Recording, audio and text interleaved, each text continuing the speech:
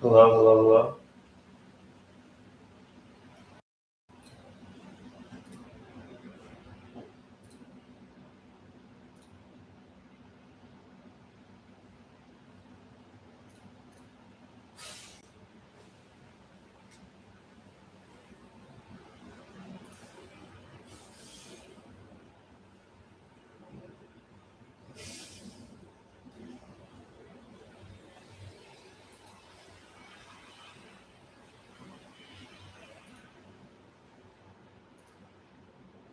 Okay. So,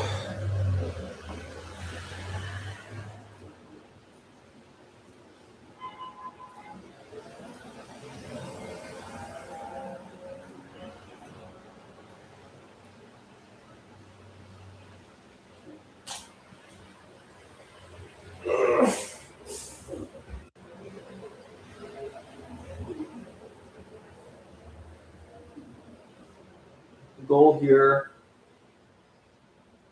of this series is to create $1 billion startup. um, the reason I'm choosing that as the objective is obviously because um, partly because of the money, but also I think $1 billion valuation, it's large and extreme enough that it's going to force me to do the quote right things, meaning like this is not just going to be some sort of like side hustle kind of thing. Um, it's genuinely going to be something that I have an interest in, something that I'm good at, something that I'm curious about. Because I don't think there's any other realistic way to get to $1 billion valuation. You just have to be genuinely curious and interested to stay persistent enough to get to that level. So, yeah, I feel like the goal is ambitious enough that it'll force me to approach this the right way. Um, I started trying to create some startup a couple of weeks ago, and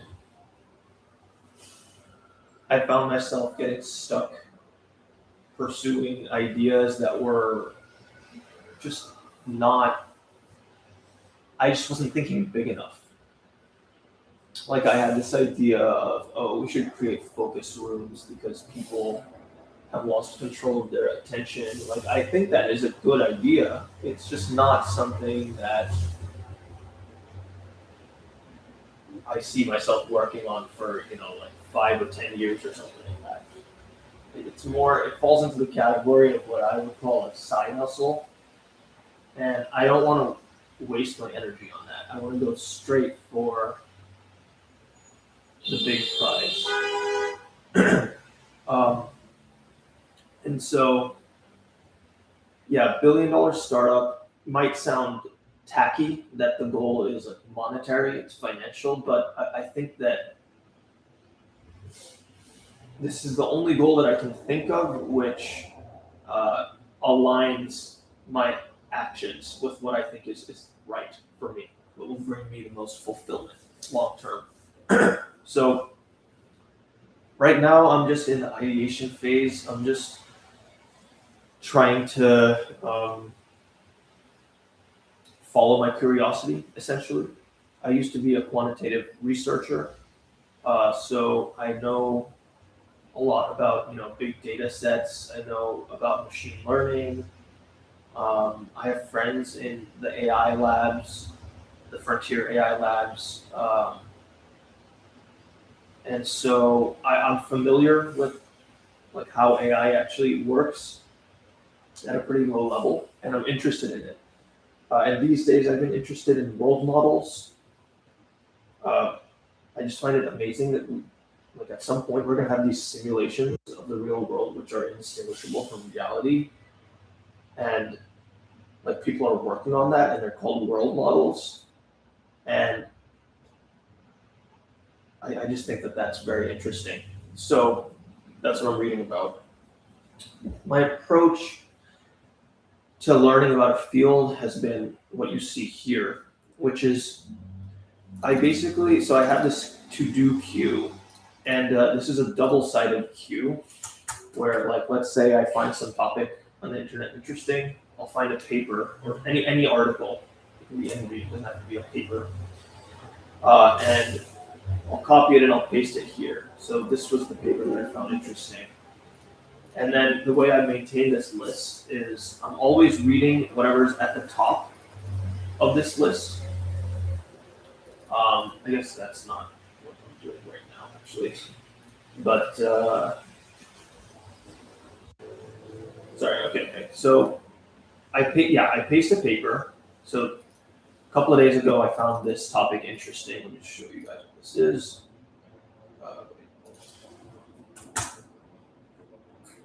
So these guys created this paper came out literally yesterday. So I felt that mastering this paper will bring me to the forefront of this particular field.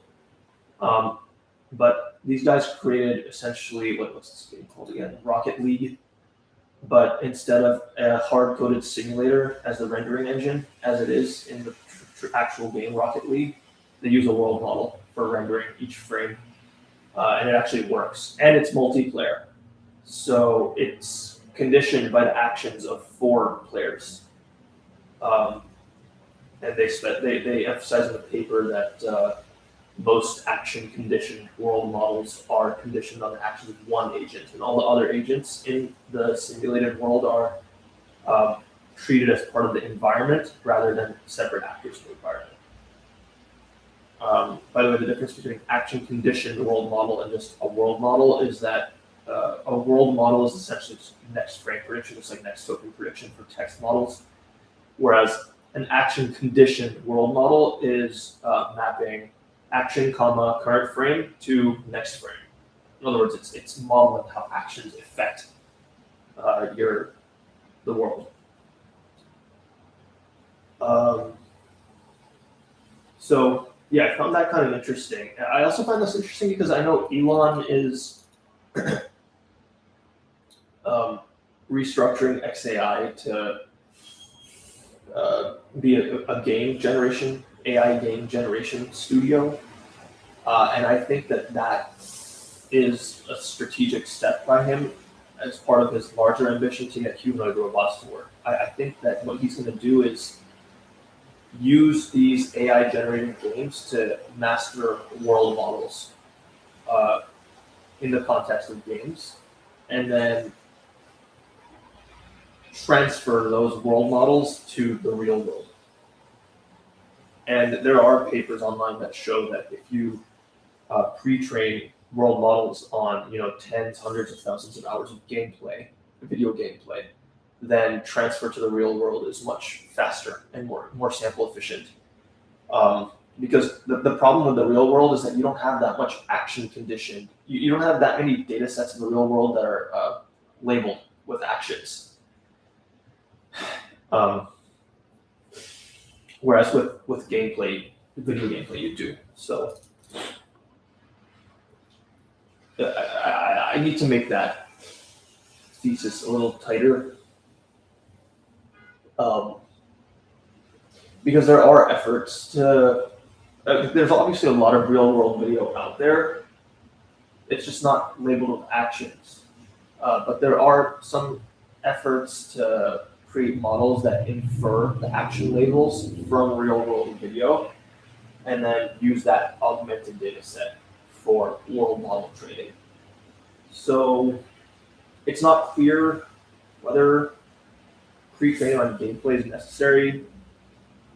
in light of that, but I don't think that those approaches like work fundamentally. Like how do you?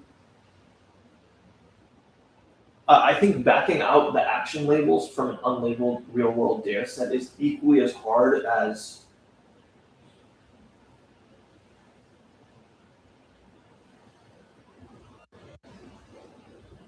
actually I don't want to say that, but I think that's a very hard problem. Um,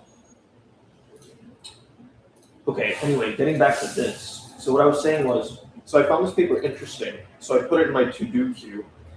And when you read these papers, especially when you're new to it, which I am, you are going to find a lot of phrases and sentences that you just don't get. And what's good about these papers is that they give you references to understand every sentence. If you can see, there's citations everywhere here. So, like, let's say, like, I'm reading this sentence, and I don't know, what's an autoencoder? What's latent diffusion? What does training the diffusion process in that latency? Like, what does this stuff mean?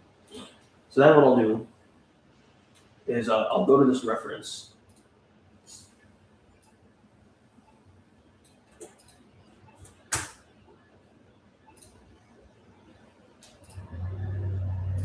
I'll go to this reference, and I'll put it right above this. In other words, I'll like append this reference to the front of the queue, and I'll continue on reading with this one. But this is the one I'm currently reading.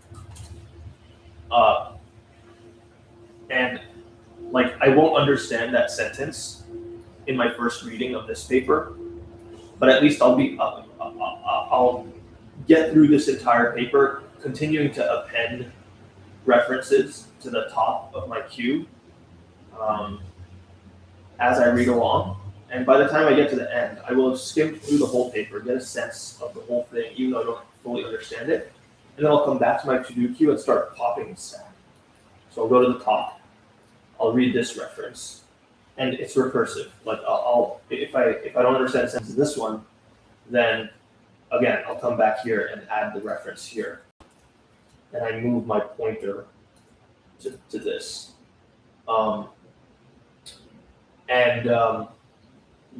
Whenever I finish reading a paper and I feel like I fully understand it, I'll pop it from my queue and I'll put it here. And I'll put like, okay, if I read this one and I reproduced it, or maybe I didn't reproduce it, I only read it, whatever.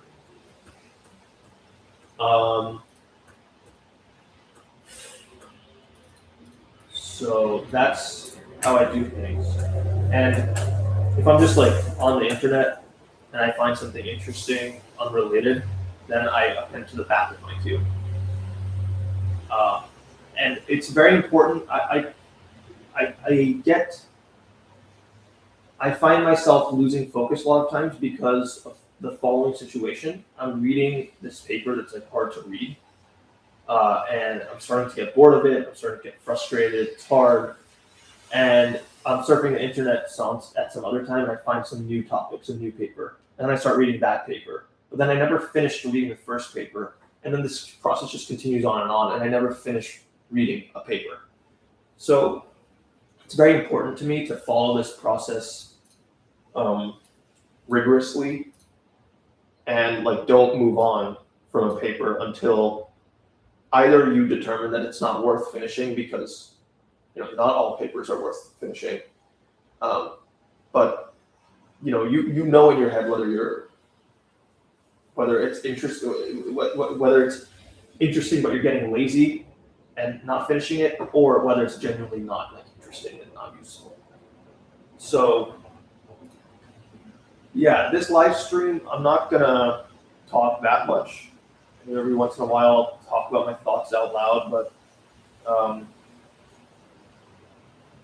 I'm basically just gonna read these papers, and hopefully at some point I get some idea from one of the papers, and I'll see what comes out of this. For now, just following my curiosity.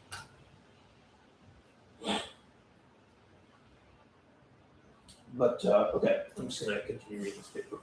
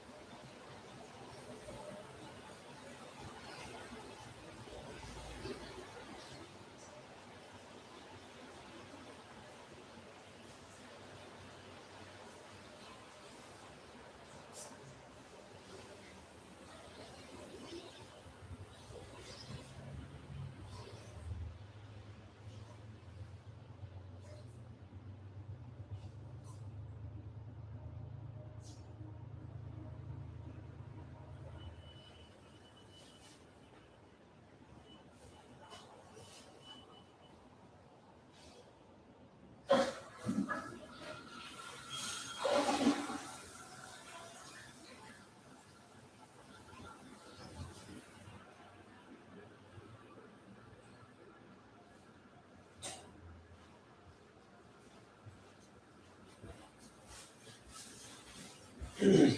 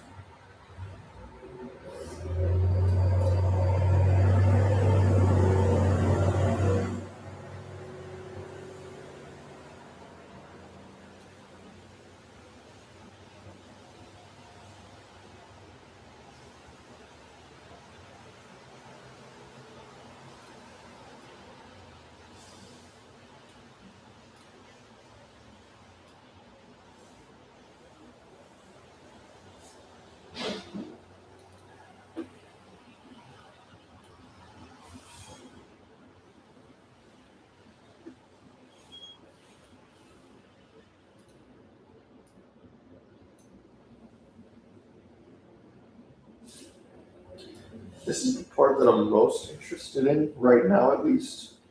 So I come from high frequency trading, and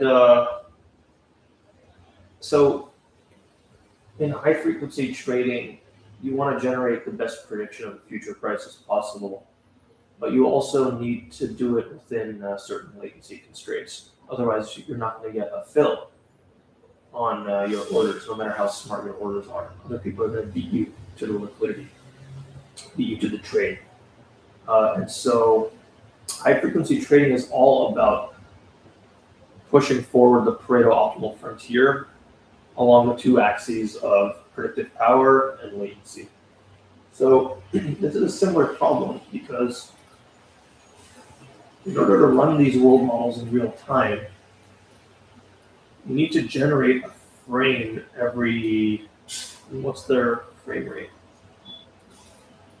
30 frames per second. So that's like a frame every 30 milliseconds, every 33 milliseconds. So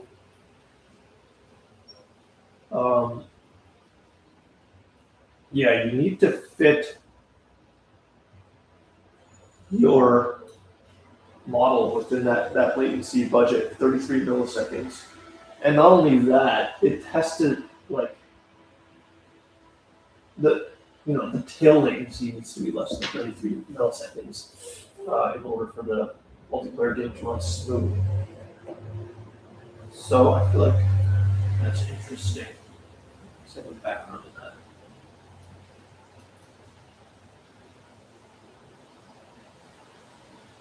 Section 5. We missed section 5, Loki.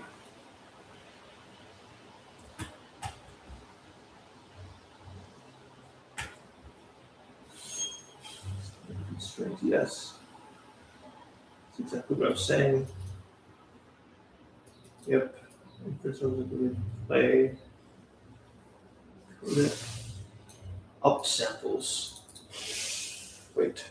Model produces a 10 gigahertz or 10 hertz. So it's producing 10 latents per second, 300 milliseconds. What's the point of upsampling this thing?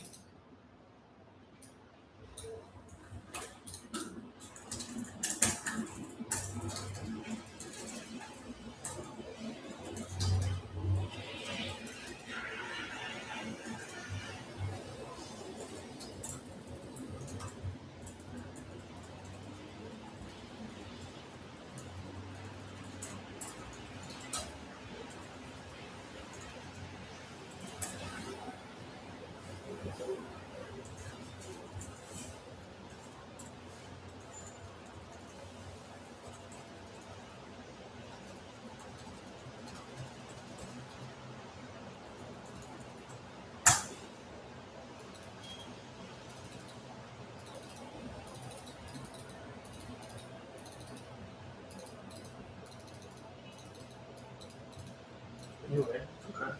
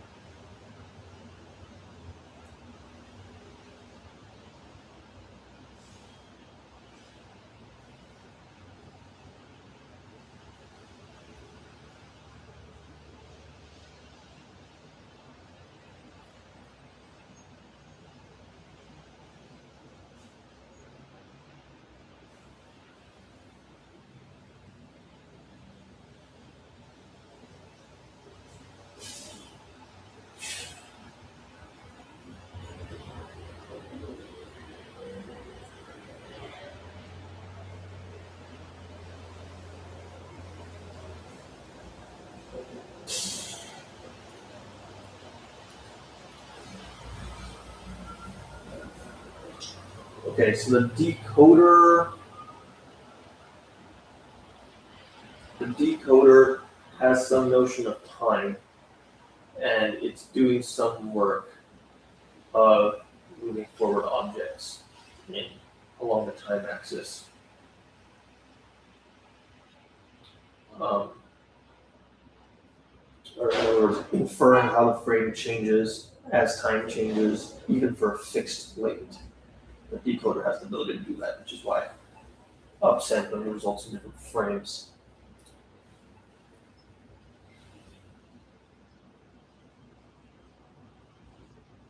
Yes, this is, yeah.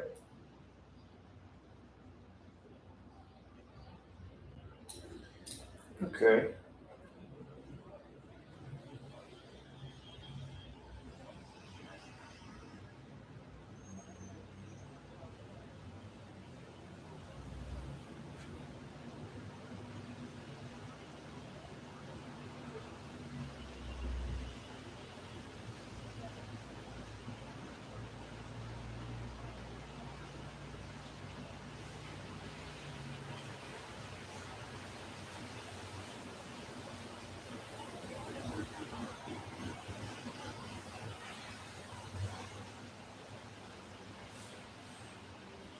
So this I don't get because can't the producer needs to wait.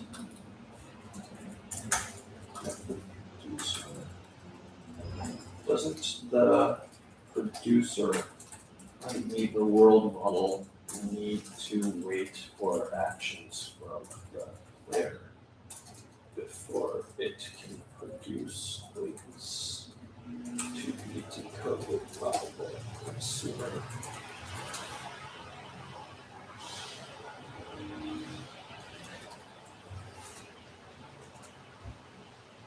Um,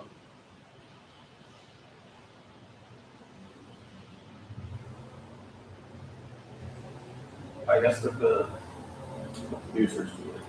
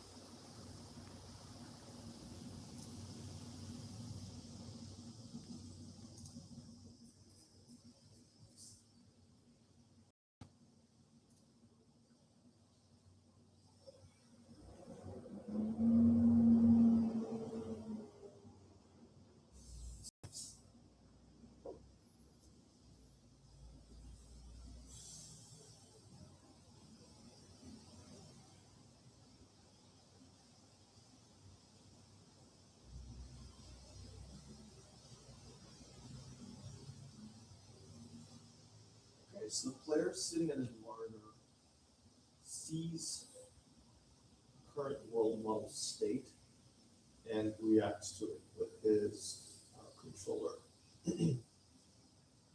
um, Now, the controller's state is being streamed to the cloud where the world model is running. It gets to the cloud, so now it's a little bit stale, and the world model has all these stale controller states from the 4 players. It joins them together in some way that I don't know. Does it like try to stitch together equally delayed versions of each of the 4 people's controller states? I don't know that. If it doesn't do that, then people with a faster connection have an advantage. But okay, let's say that it does do that. Okay. Now the question is, what environment state does it join those actions to? Because the environment state that the player saw when he issued that action.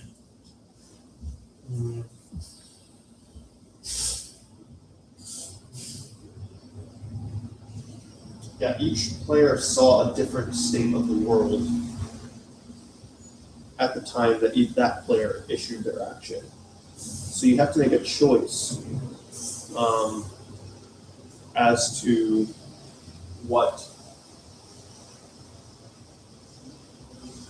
state of the world you're going to attach those 4 actions to.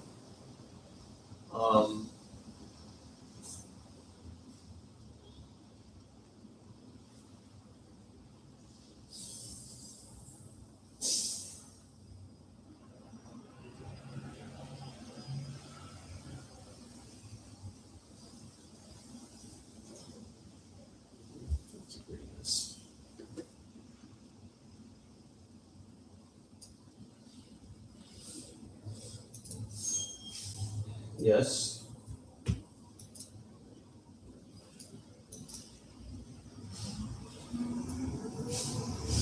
Okay, so this is saying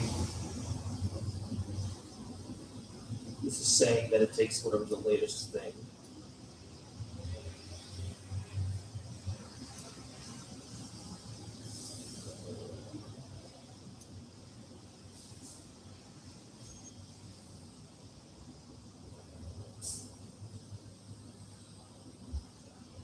Yeah, but okay.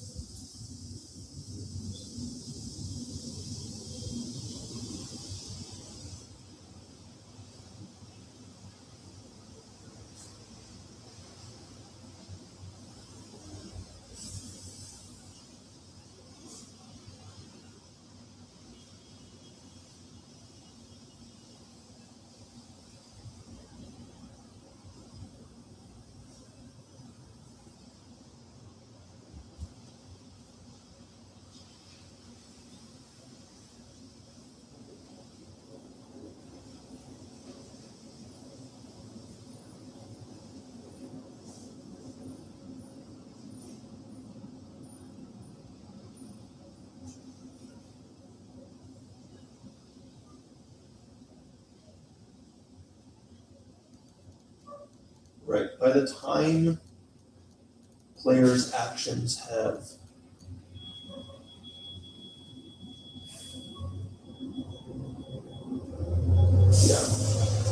So by the time players' actions get to the cloud, they're going to be applied to a state of the world which is in the future relative to what the player saw on their screen.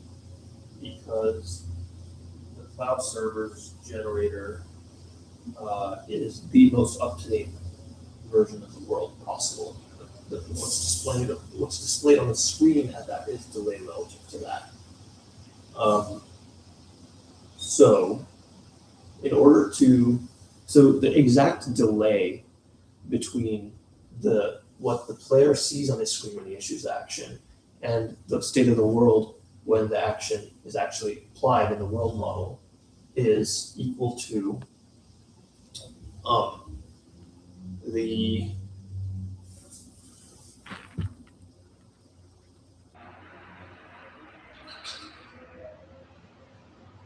yeah, it's just a round trip delay. It's the delay between when a frame gets generated by the world model and when that frame gets displayed to the end user. That delay plus the delay between user issuing an action on their controller and that action being received by the cloud server. Now that's not exactly precise, but that's what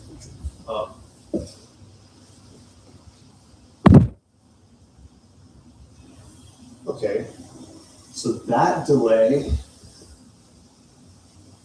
is something that we want to minimize.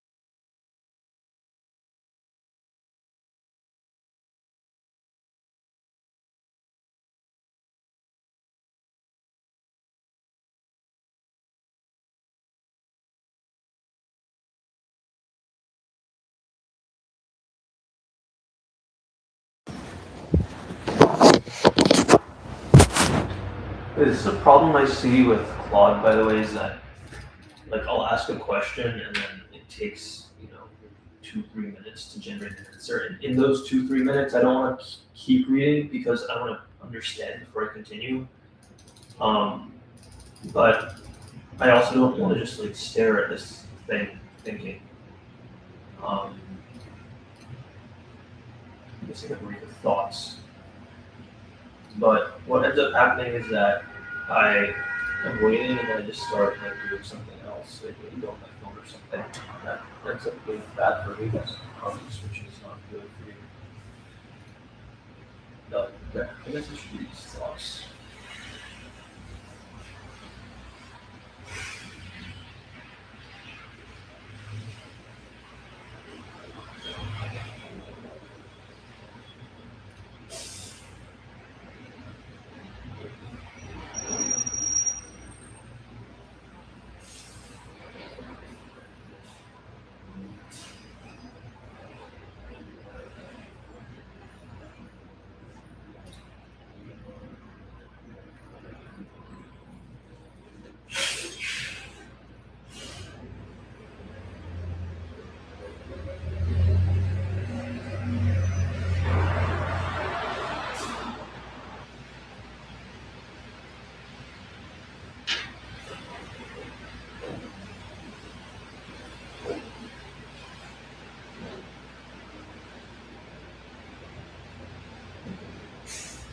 Let's see.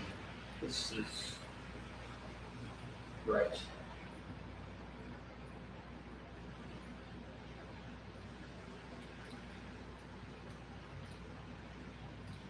Mm.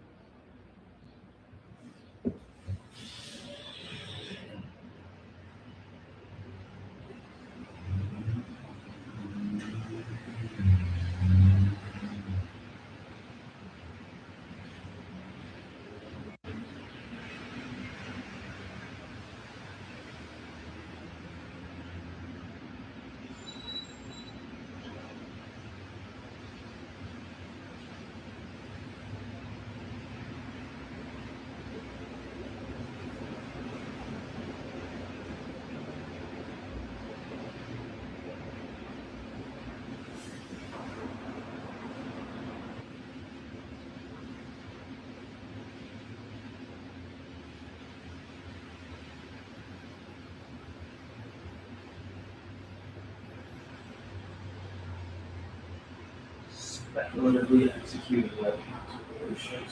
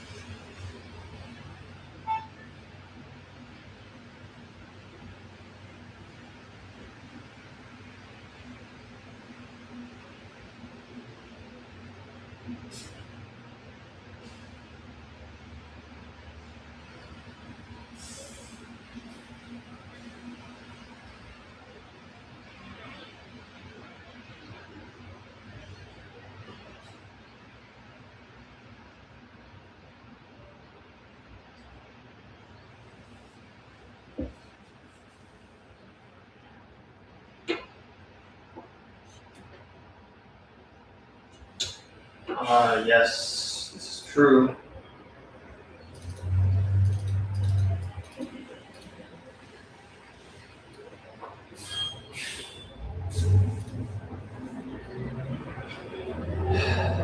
Beautifully said, as usual, by Claude.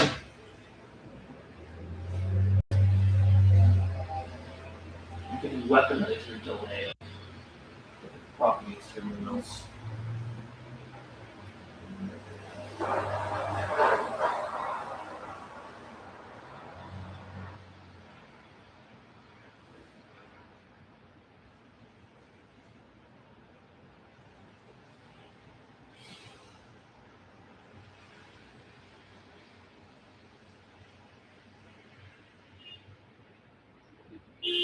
Listen, yeah.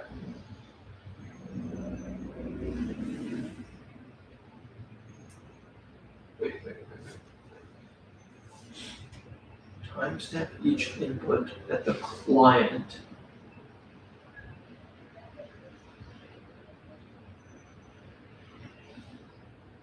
Okay. Server implies input issued T simulation time T plus T. Um, okay. Regardless of when it actually arrived, right? I see.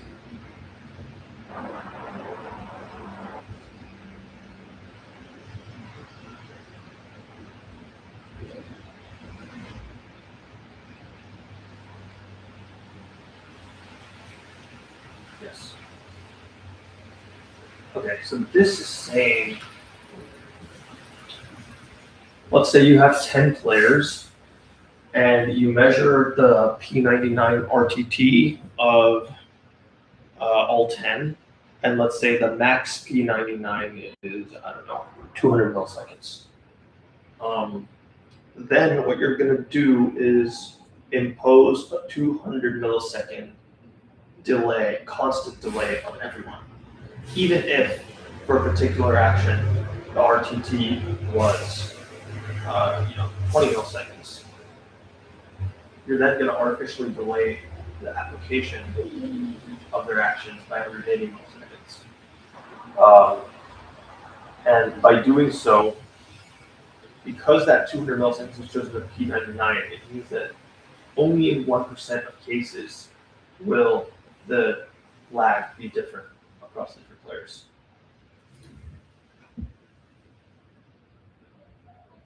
So having a good gameplay experience comes down to minimizing the P99 lag.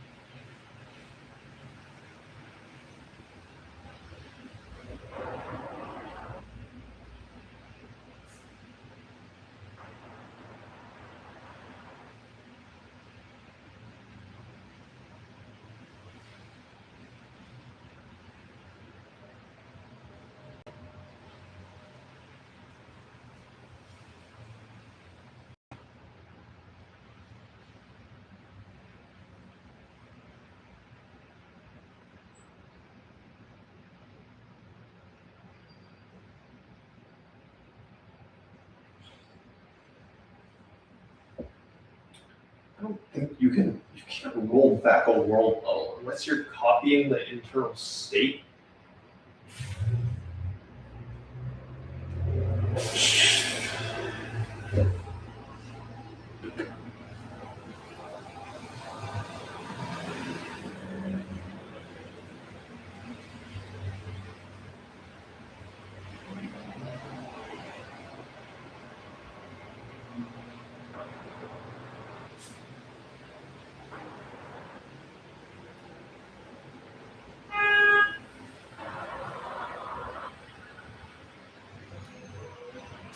Well, this is not.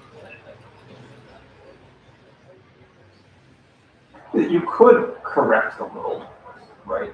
You fork it, and then you just interpolate your way from the original fork to the new fork. So that corrects it.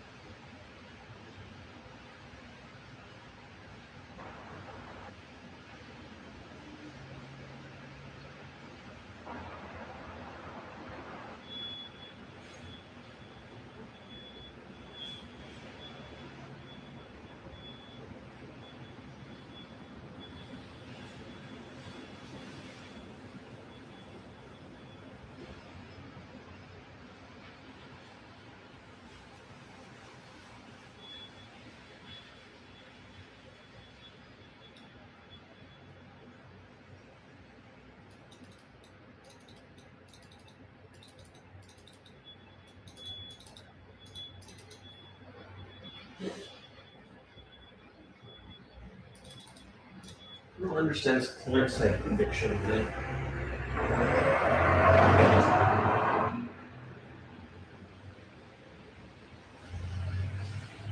I think what it might be is that what's being displayed to a client is delayed from the most up to date state of the world. Um, and so to fix that, if you have some software running in the client, which tries to roll forward the world a little bit, then, and if you apply that, then it's no longer delayed. And that's it. So I think that's what this is doing, but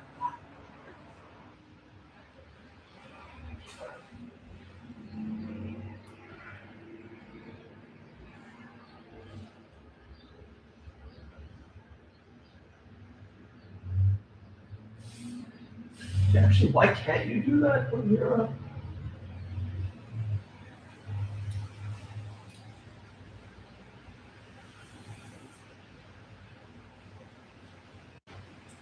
psionics? What the hell is this?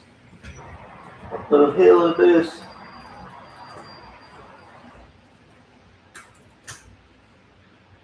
Video game.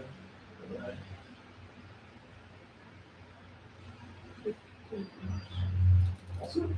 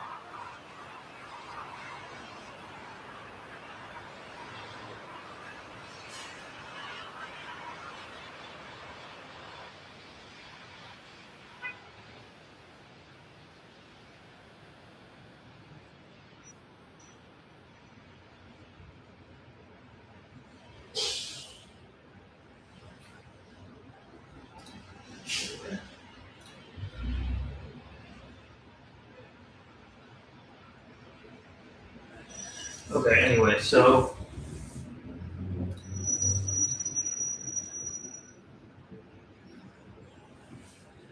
yeah, client side prediction.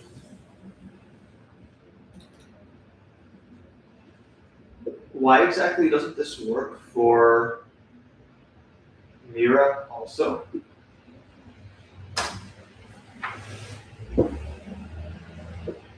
in theory, I could have some software that's running in the client that tries to predict how the world's going to change.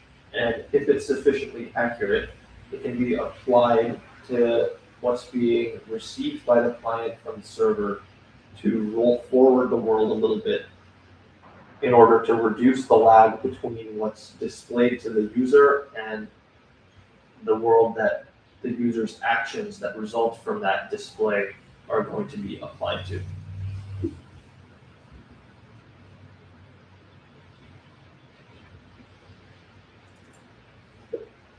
I understand that if that software makes a prediction that's incorrect, that what's displayed to the user has to smoothly error correct into the correct version of the world.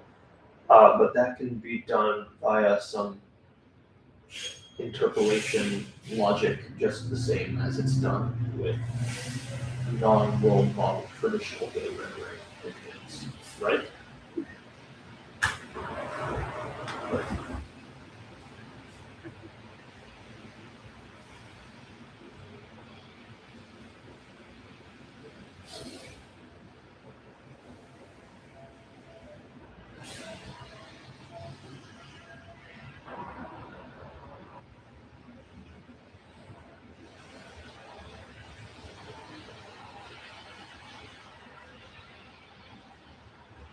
Oh, that's interesting too.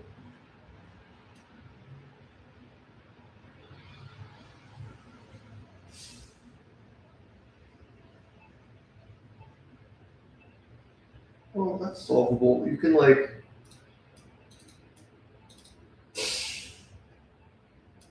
that's solvable. You can buffer the application of these button taps until the next sample. I mean, okay, I guess.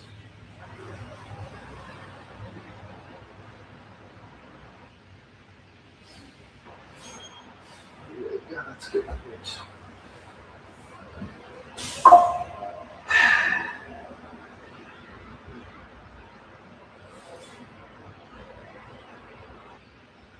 Oh, they coalesce. Okay, yeah.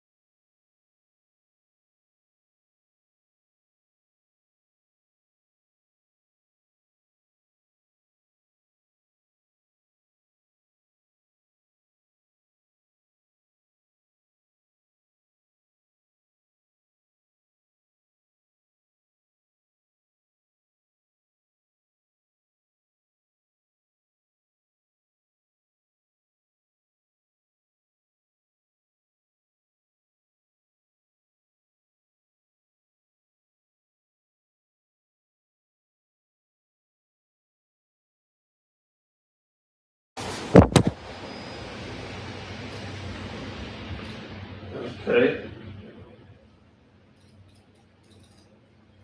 So this is very interesting, actually.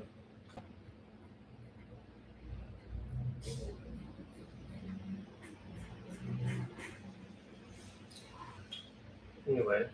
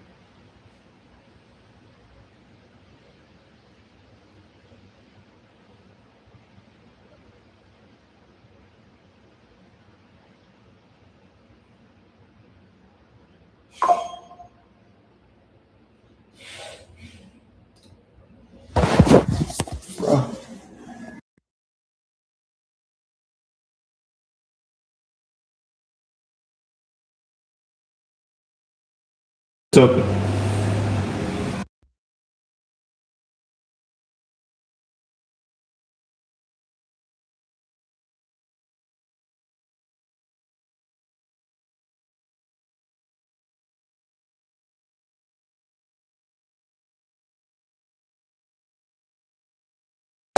Delivering some stuff. Okay.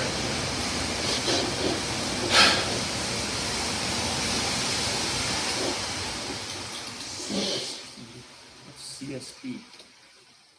Client side prediction. Okay.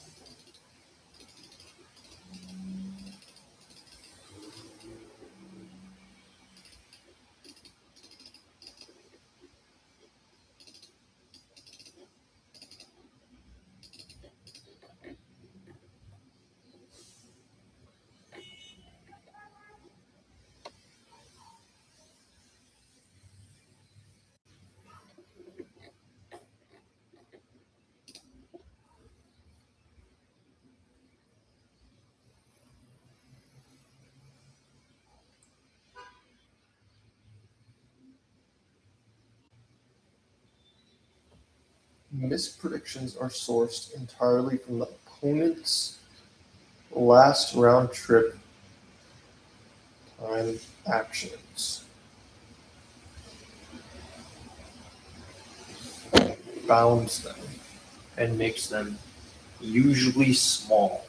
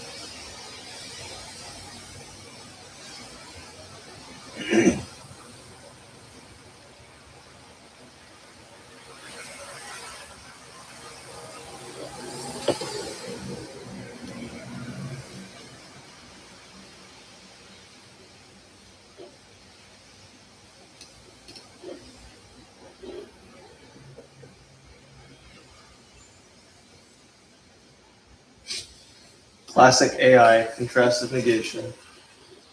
But I see what they're saying. This is saying Yeah, it's deterministic versus non-deterministic, and the non-determinism is compounding. So you just can't have client-side prediction.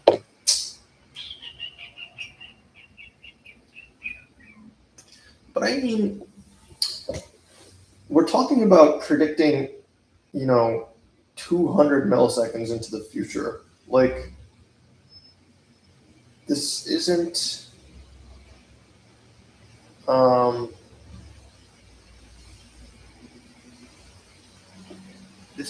that much prediction, is the thing.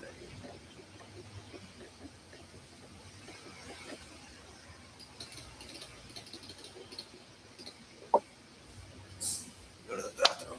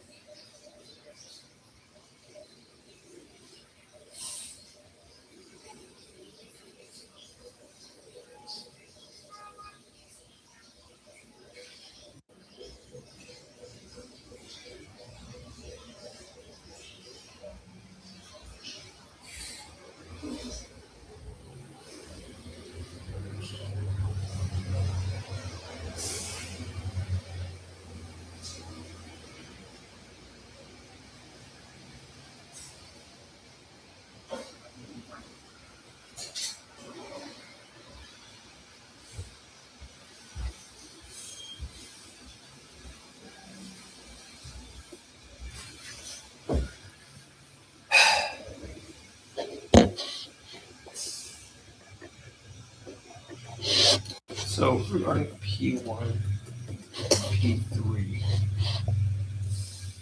I understand both your points that, so I understand that replication of the world model running in the server is a hard task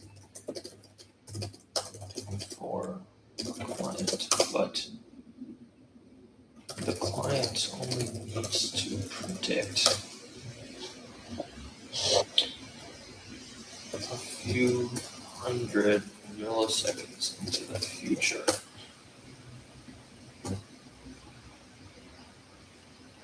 This is not a large,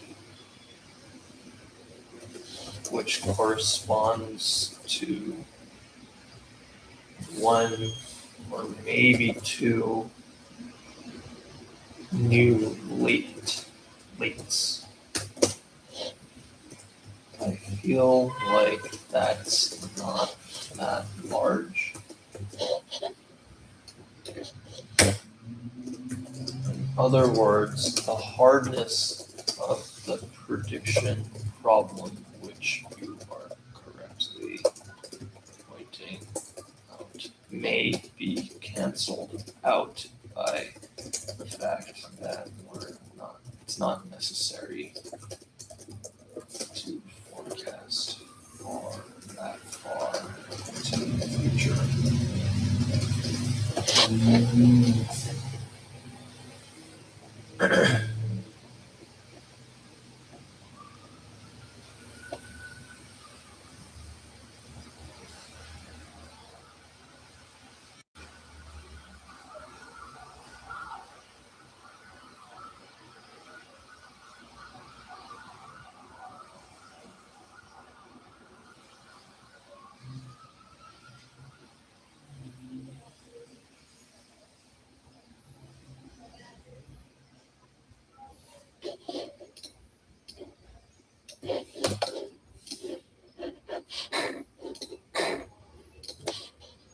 The heck?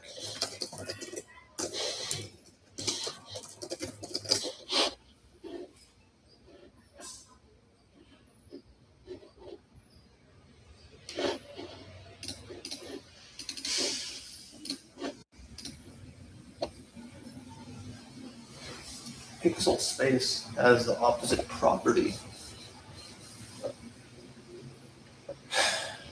Pixels are I see. Sure.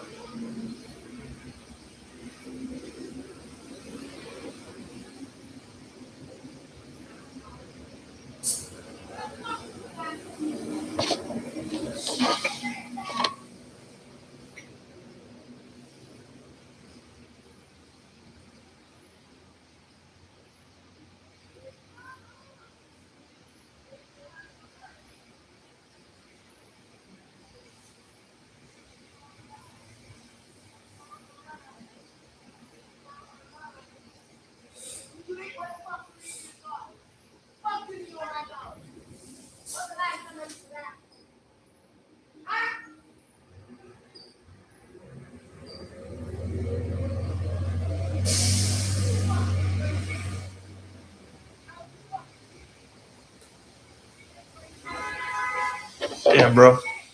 People be shouting. Okay.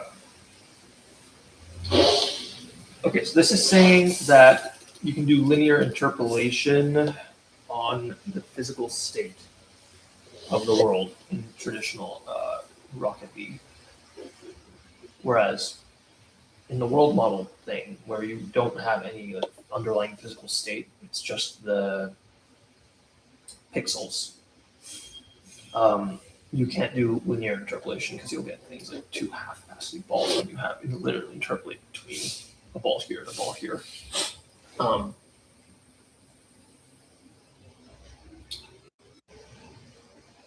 Yeah. Okay. So, but the resolution to that is don't do linear blending, right? I mean, oh, I think I see what they're saying. Okay, I see. I see.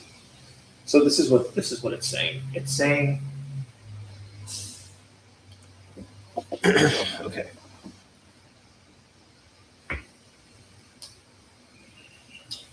Wait a second. No, wait, that doesn't make sense.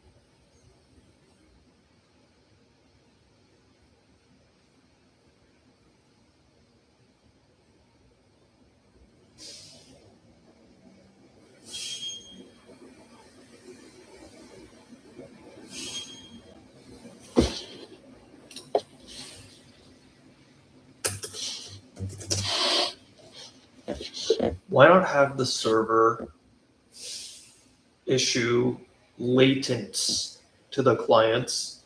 The clients receive latents, and they run their own temporal decoders. The clients do, that is. And the temporal decoder that they run is configured to predict farther in the future than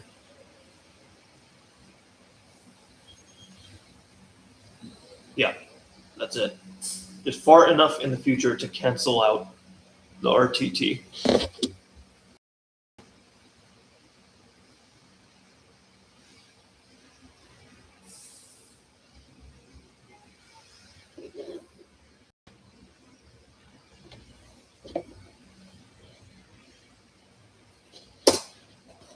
So at any given point in time, all the clients have a delayed version of the latent delayed by however long it takes for the world model to get the latent to the client after the latent has been generated by the world model. And then the clients undelay the latent by using the decoder. And the decoder would have some prediction of the future baked into it.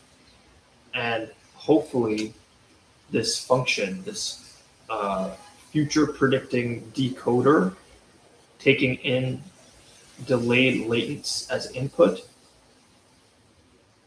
that function is smooth. No interpolation is required.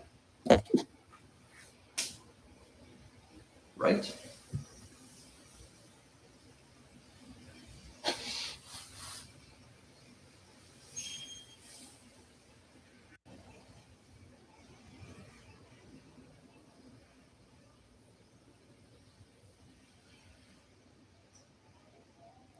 Obviously, that decoder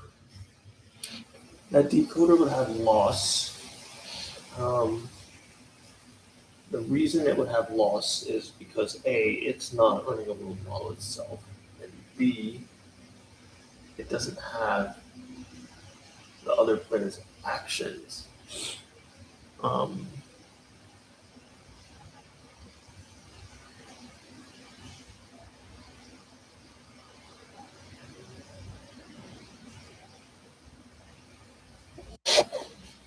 So like undelayed, like future predicting decoder as a function of delayed latent is trying to approximate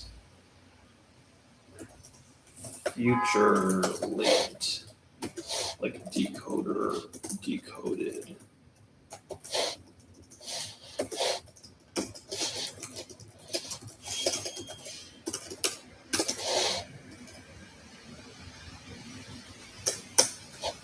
That makes sense. Quant's gonna get what I mean by that. Yeah, I understand this.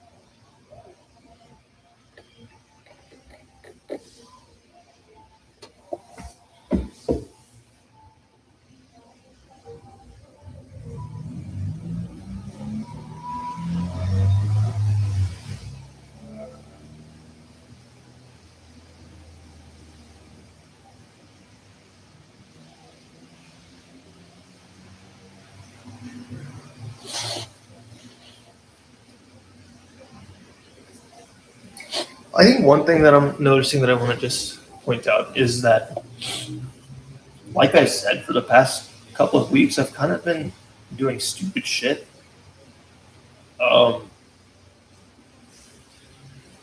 And today, I just started working on this world model stuff like in the last couple of days, and I already feel like my mind is getting consumed by I'm thinking about it very deeply in a way that I just wasn't thinking about the other things this way before. So I don't know. I feel like this is going to result in something good for me. Like I enjoy thinking about this stuff. It's interesting. Anyway, I'm just trying to make this more precise though.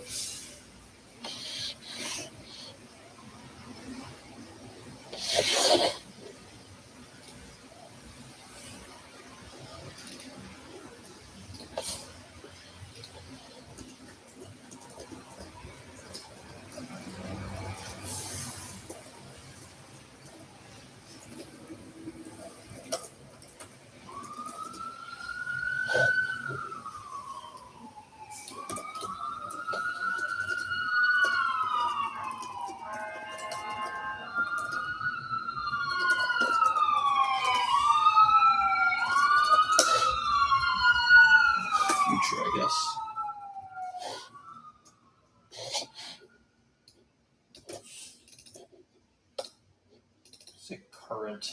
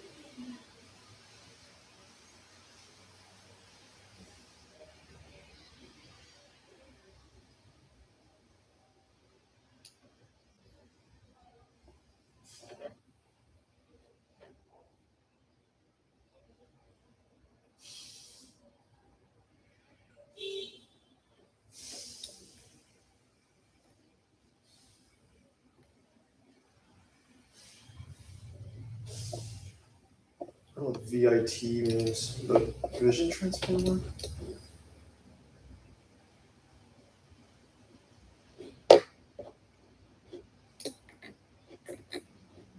Let's see.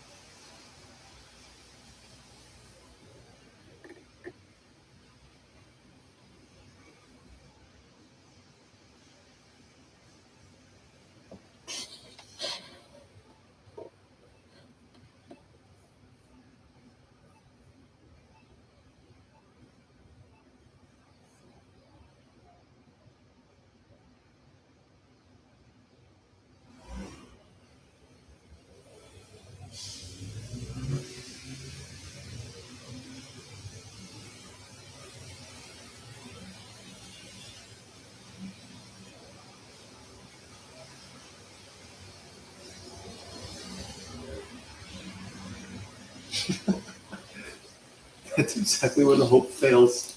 That's hilarious.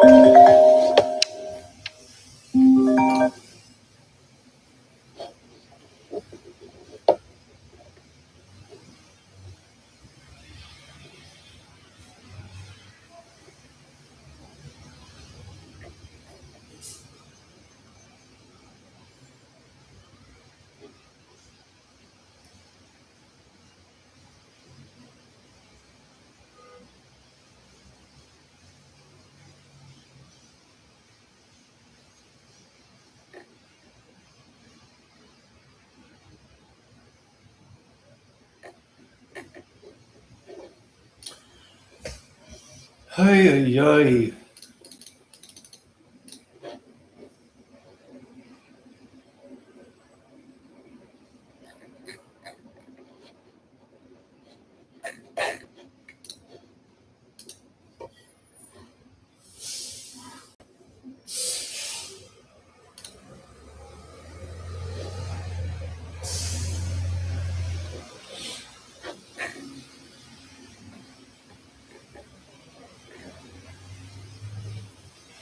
Like, if you have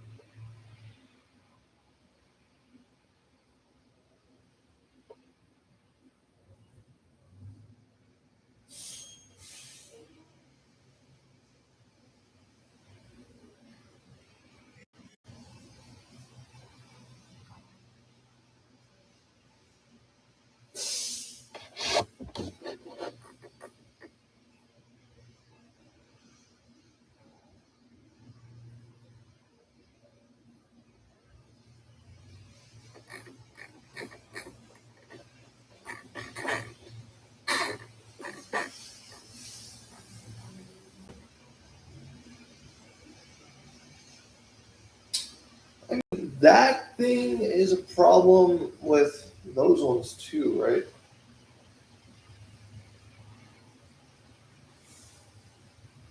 Um,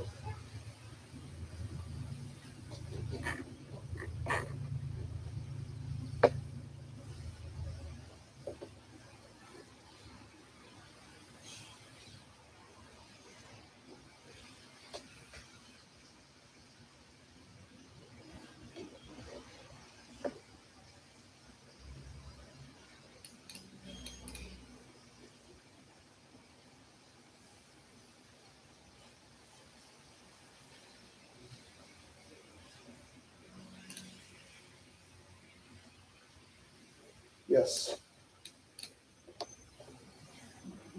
Mhm.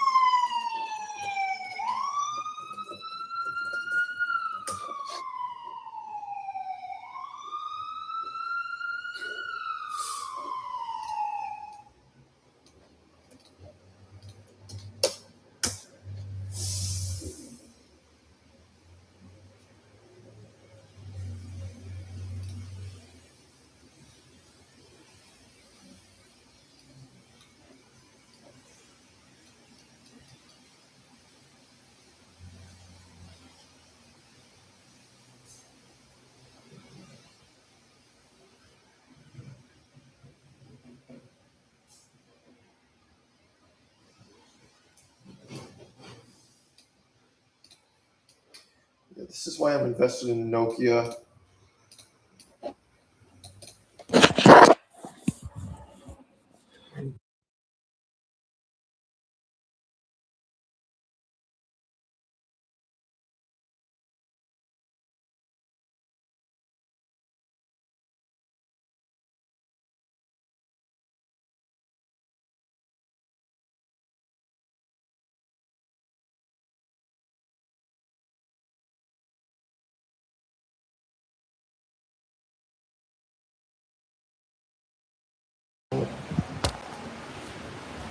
Whatever. Okay.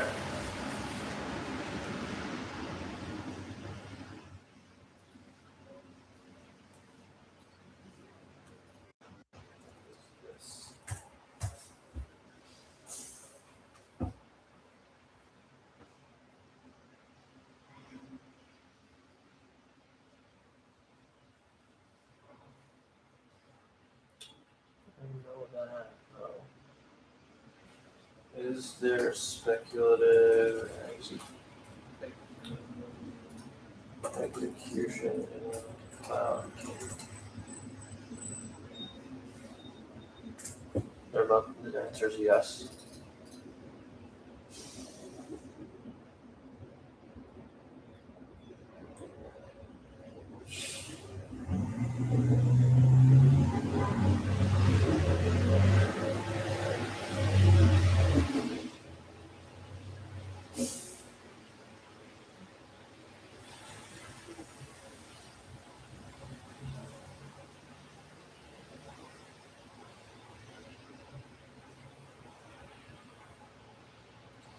I mean, maybe this issue just goes away once you can render things at a high enough frame rate at an edge server.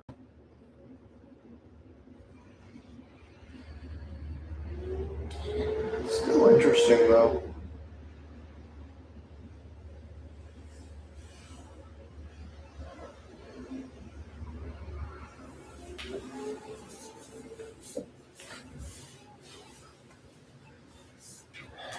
Okay. Let's see.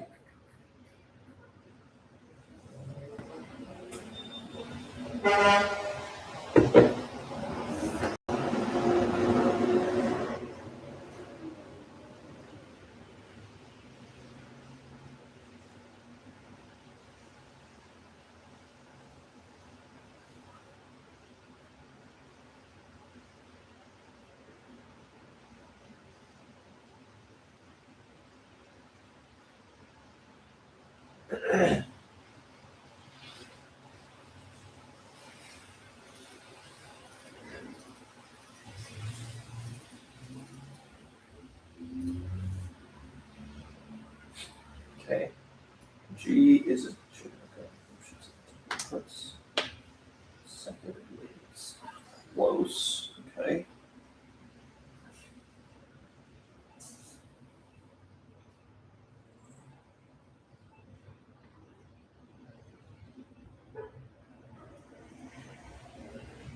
The target decoder depends on bits that do not exist in my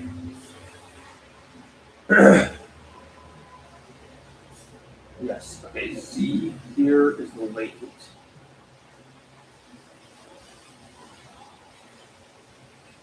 Server's diffusion noise draws. The server's diffusion noise draws.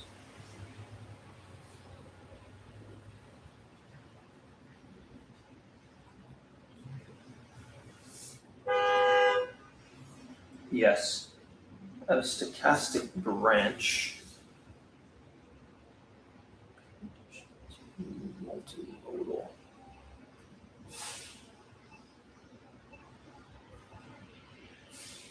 Okay.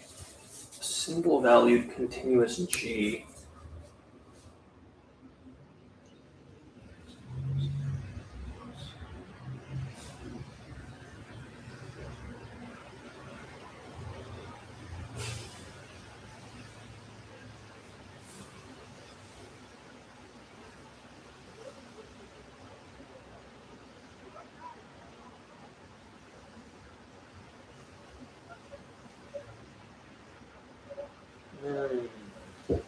So this is saying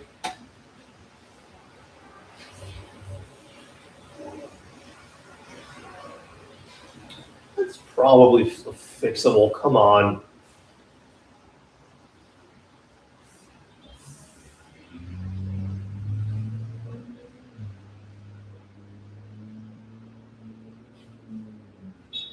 I mean,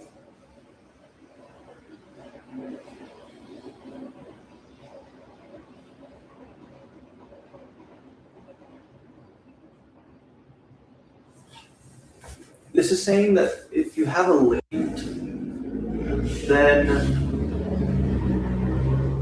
like you have a stream of latents, right? And then you have the corresponding stream of displayed frames.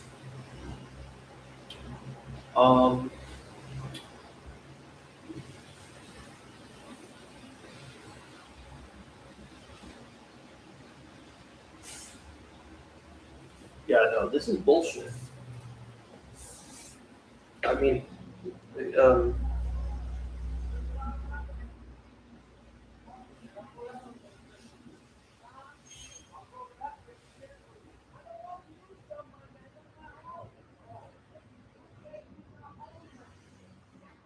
yes, this is what. Okay. So it does say this. Train adversarially and G mode commits. Sharp frames one guest branch. And when the authoritative latents arrive, D down later, revealing the other branch, G's own output stream must swing from render guess A to truth B. Snap returns, now manufactured inside your smooth function. Okay. Wait a second. This snap exists even for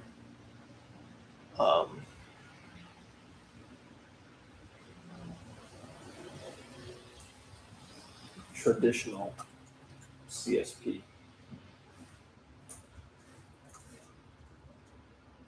When the client side, when the CSP doesn't account for new actions being taken by opponents. It is not unique to the Mira. It's not unique to Mira. Yes.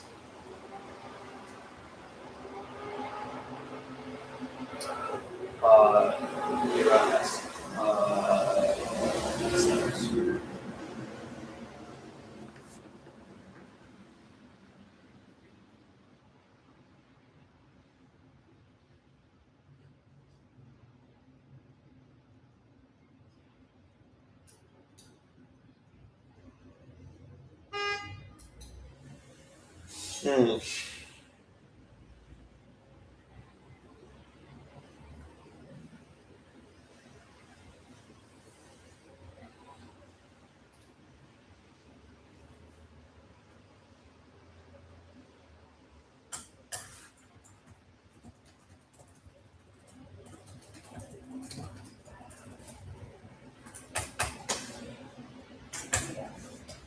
Obviously, none of these solutions are going to be perfect. They're not perfect for traditional CSP.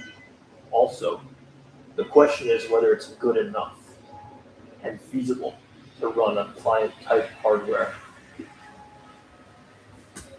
I am not sure what precisely makes the Mira-esque workloads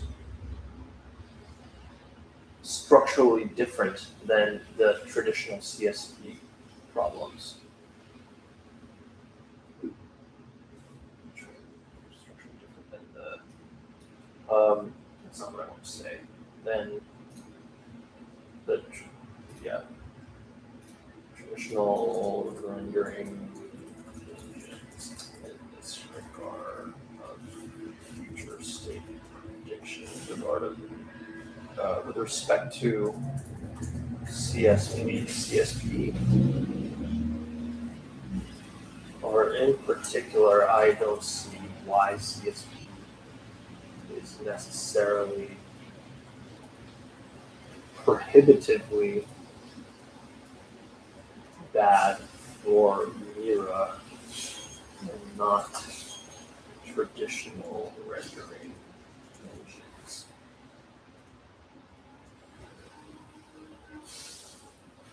Given the options that I laid out above and the ones you laid out. Okay.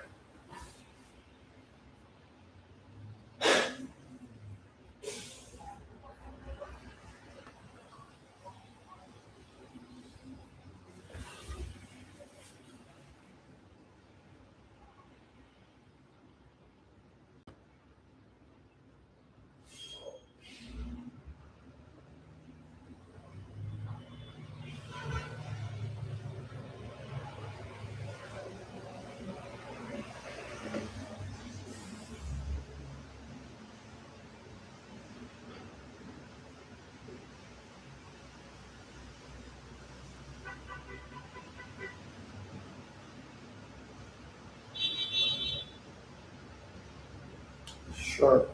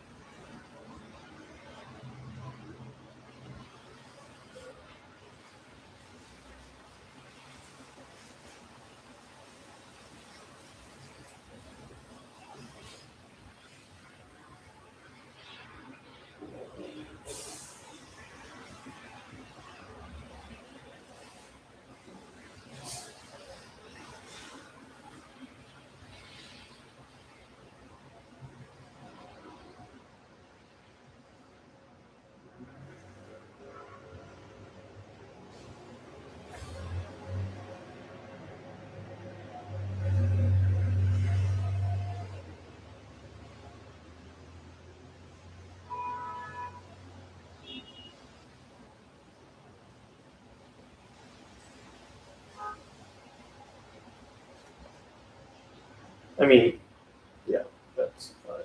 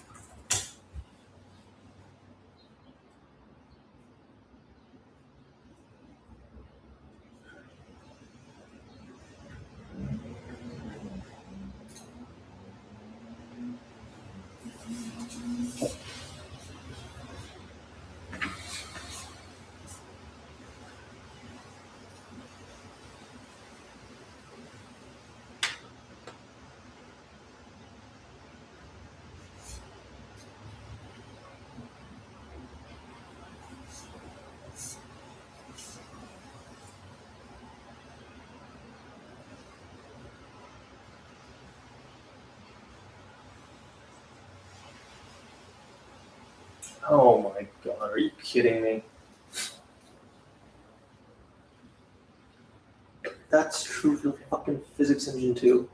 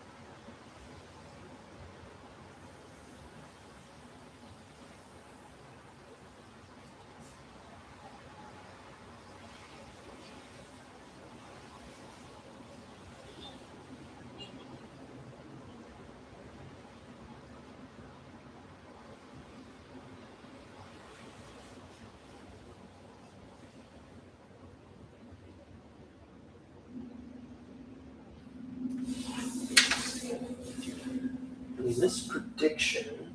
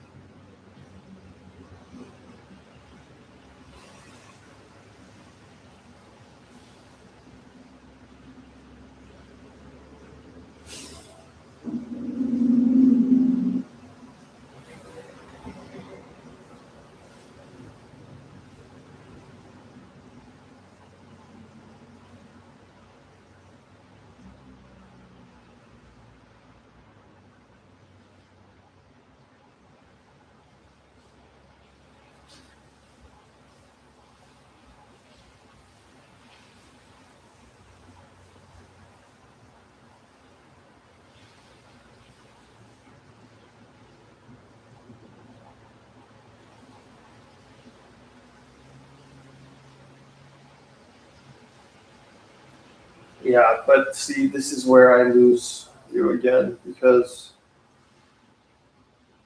I think you could come up with a client that predicts this roughly close.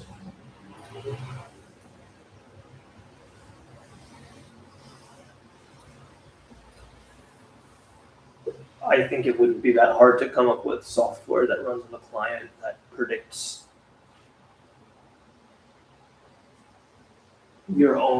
the effects of your own interactions approximately correctly, even if not perfectly. Close enough that any correction would be not visible, sub J and D.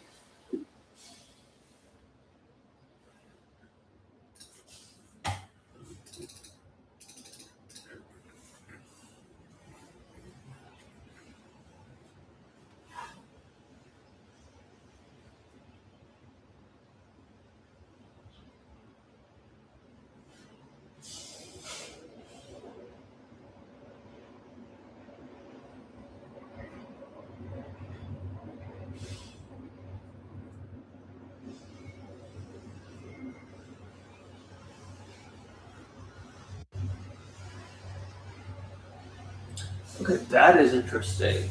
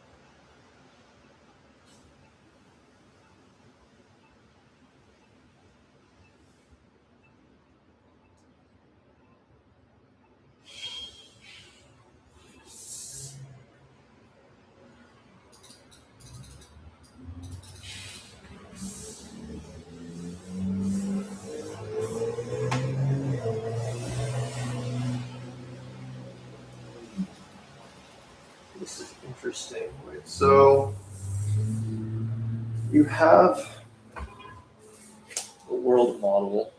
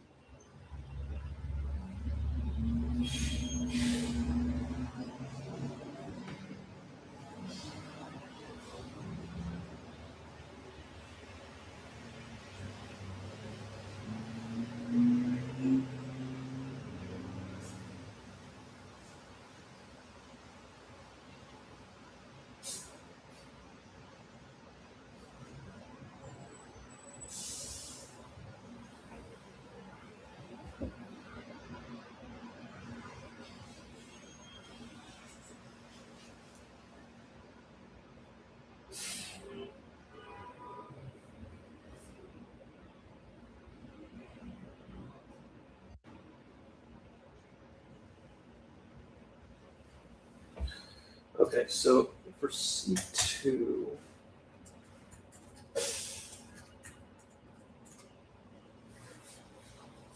that's an interesting point.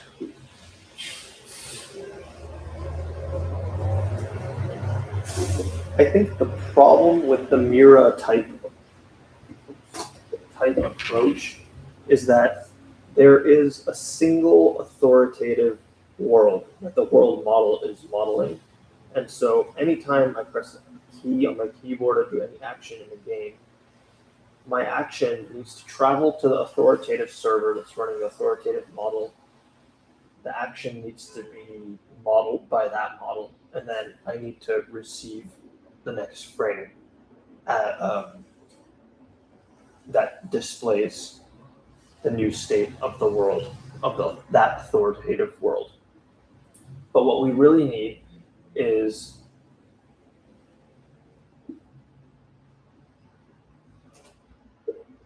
a single authoritative world, and then a separate, each person's perspective into that world.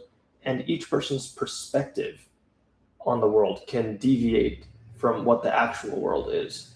And this is how real life works, because there is an actual world and then there's what you see, which is different than what's real. And so what that would enable for the Mira problem is for the clients to change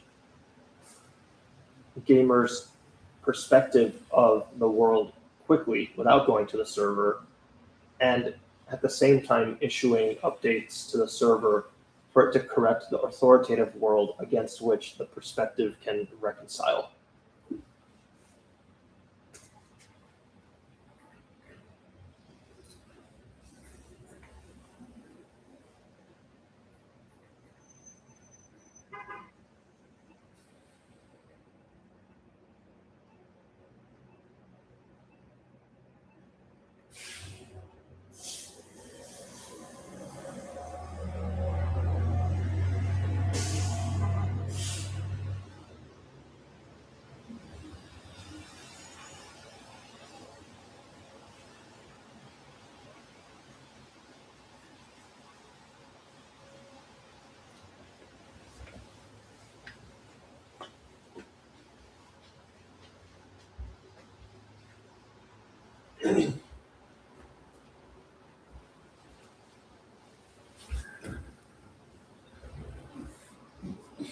All right, I'm hungry. I'm gonna eat.